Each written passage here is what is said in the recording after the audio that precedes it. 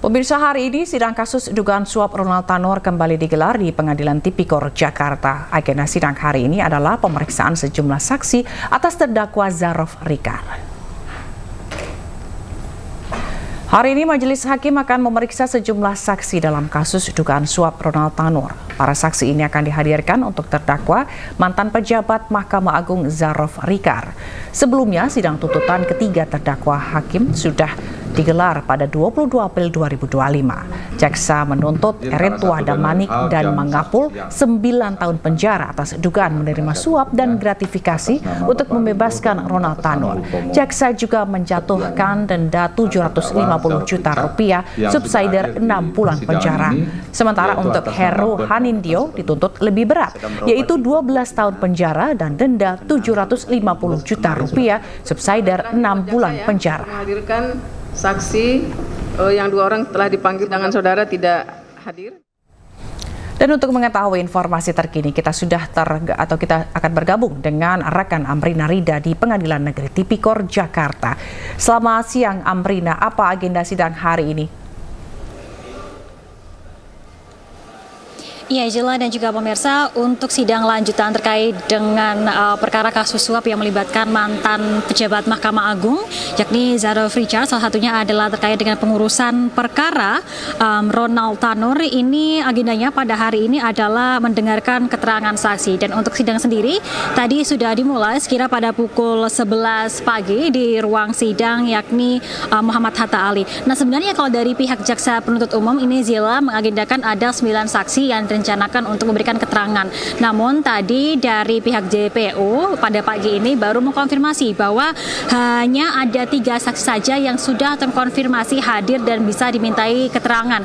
Dan untuk 3 saksi tersebut ini adalah bernama Bertno Mensen Sidabutar yang diketahui merupakan seorang advokat, lalu juga ada Diah Puspita Ningrum dan juga Abdul Muluk. Nah, Zila dan juga pemirsa, pada sidang lanjutan perkara yang melibatkan Zarof Rikar ini sebenarnya tidak hanya Zarof Rikar saja yang akan dibahas begitu perkaranya dan juga disidangkan, namun juga akan ada persidangan dengan terdakwa yakni Lisa Rahmat yang merupakan pengacara Ronald Tanur, dan juga pada awalnya juga akan direncanakan adanya sidang sekaligus bersama dengan ibunda Ronald Tanur yang juga merupakan terdakwa bernama Meriska Wijaya. Namun memang untuk terdakwa yakni Meriska Wijaya untuk sidangnya ini diskors ataupun juga ditunda hari ini dikarenakan saksi yang dihadirkan oleh JPU untuk memberikan keterangan terkait dengan kasus Meriska Wijaya ini tidak dapat hadir, sehingga untuk sidang khusus untuk Meriska Wijaya ibunda Ronald Tanur akan diundur ataupun juga baru akan dilanjutkan pada tanggal 5 April 2025. Sehingga sekarang situasinya yang berada di dalam ataupun sidang ini yang berlangsung adalah sidang dengan terdakwa yakni Zarof Rikar, sementara untuk terdakwa Lisa Rahmat ini nanti sidangnya baru akan dimulai pada pukul 1 siang menunggu dari saksi-saksi yang dihadirkan oleh pihak JPU. Untuk perkara Lisa Rahmat ini akan datang diperkirakan pada pukul 1 siang. Nah, kalau kita melihat bagaimana kasus ini bergulir, Zila dan juga pemirsa, memang antara Lisa Rahmat yang merupakan pengacara Ronald Tanur, lalu juga Zarof Rikar yang merupakan mantan pejabat MA, dan juga Meriska Wijaya, ini ketiganya saling berhubungan satu sama lain karena ketiganya ini terlibat dalam upaya suap terhadap ataupun juga dalam kasus Ronald Tanur, di mana ia diduga ataupun ketiganya diduga melakukan pemufakatan jahat untuk memberikan Ronald Tanur ini vonis bebas di tingkat kasasi untuk memperkuat adanya vonis bebas yang sebelumnya telah ditetapkan oleh pihak Pengadilan Negeri Jakarta Pusat, di mana diketahui bahwa 2 orang yang berperan besar ini adalah Zarof Rikar sebagai maklar kasus, begitu ya, bekerja sama dengan Lisa Rahmat yang merupakan pengacara dari Ronald Tanur. Keduanya ini berfakat untuk menyuap begitu ya, ataupun memberikan uang senilai 5 miliar rupiah kepada Hakim Agung Mahkamah Agung yakni Susilo, yang mana pada waktu itu uang tersebut diberikan agar Susilo menetapkan vonis bebas di tingkat kasasi Mahkamah Agung. Dan juga dari persidangan sebelumnya pada tanggal 21 April 2025 ini Hakim Agung Susilo pun juga sempat dihadirkan pada persidangan Zarof Rikar dan mengakui bahwa memang sempat bertemu dengan Zarof Rikar beberapa waktu sebelum persidangan tingkat kasasi Ronald Tanur ini dilakukan. Dan dalam pertemuan tersebut ini Hakim Agung Susilo menyebutkan bahwa memang diberikan ataupun juga dimintai pertolongan oleh Zarov Richard untuk memvonis bebas Ronald Tanur. Dan kalau misalnya kita melihat bagaimana Zarov Richard ini dari pihak Kejagung menyebut bahwa Zarov Richard merupakan mantan pejabat MA maksud kami yang merupakan maklar kasus, memang tidak hanya kasus Ronald Tanur saja yang pada akhirnya permasalahkan begitu, karena dari pihak Zarov Richard sendiri diketahui menerima banyak sekali suap hingga mencapai 915 miliar rupiah dari berbagai macam perkara kasus, yang tentunya hal ini semakin membuka bagaimana ada kasus suap yang ada di Indonesia. Dan atas perbuatannya Zarov Richard sendiri ini disangkakan melanggar pasal 6 ayat 1 huruf A ataupun juga pasal 5 ayat 1 dan pasal 12 B jungto pasal 15 Undang-Undang Nomor 31 Tahun 1999 tentang pemberantasan tindak pidana korupsi.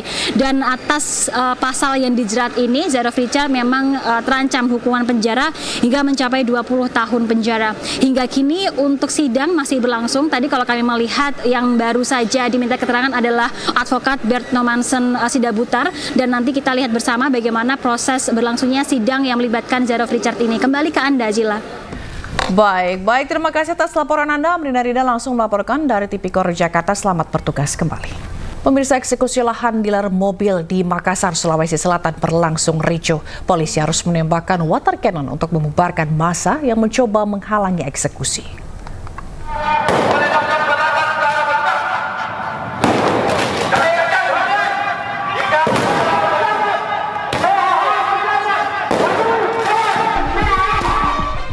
Eksekusi lahan dari Pengadilan Negeri Makassar terhadap dealer mobil dan lahan di Jalan Petarani, Kota Makassar berlangsung ricuh.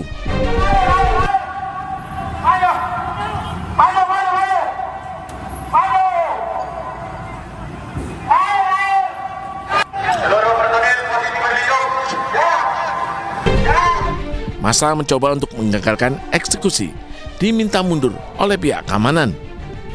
Karena mendapatkan perlawanan dari pihak pemilik tanah, polisi terpaksa menembakkan water cannon untuk membubarkan massa.